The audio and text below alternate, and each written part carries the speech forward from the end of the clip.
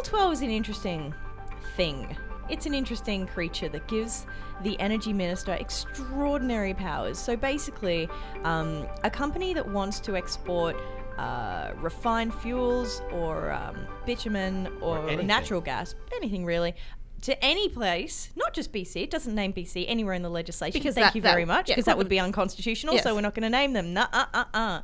So it gives the energy minister, so a company wants to export something, they have to apply to the energy minister. She gets to say yay or nay. Now she has this power to say, you know what, I'm deciding that you, company, need to get yourself a license, and you, company, need to get yourself a license. Not everyone necessarily will need to get a license. She makes the decision on who will need to get it and whether or not they get it. And if they don't get it, the appeal process actually isn't through the courts. They appeal to cabinet and argue their case. So it just gives her these amazing powers to say yes or no. She can say, I will allow you to ship X amount of, bitumen by rail to BC. Like, I will allow this to happen. She can put an end date on that license. She can say how much. She can say how they can get it there. And she can say what it is that can go.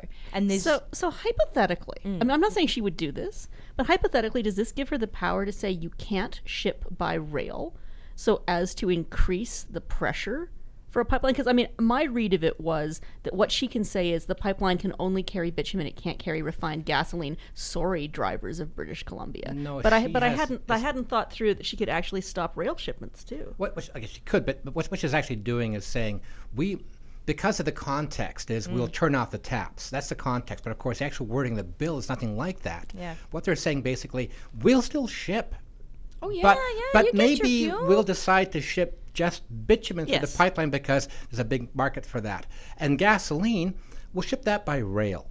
And gasoline go by rail, and that might take longer. And it might be more cost expensive. more. And that might cause the prices to rise in other parts. But that that's wouldn't nothing be to do our with- fault. No, Exactly. that would be terrible. Wouldn't that be terrible? It's an That's interesting basic. bill. So it's just Yeah. sort of this very cute delivery of the bill when we all know the context is Bill turning 12, off the cutest bill in Alberta. Exactly.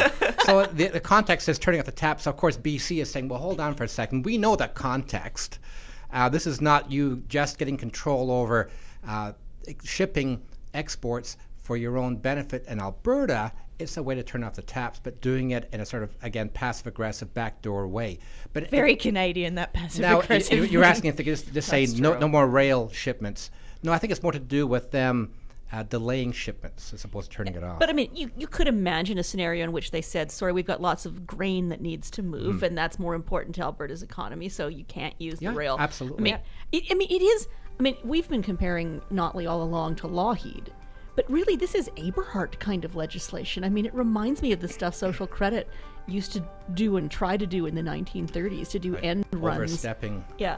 I mean, in any other context, this would be an outrageous piece of legislation. And in any other context, opposition parties would be setting their hair on fire. But in this case, everybody's like, no, okay, that's totally cool.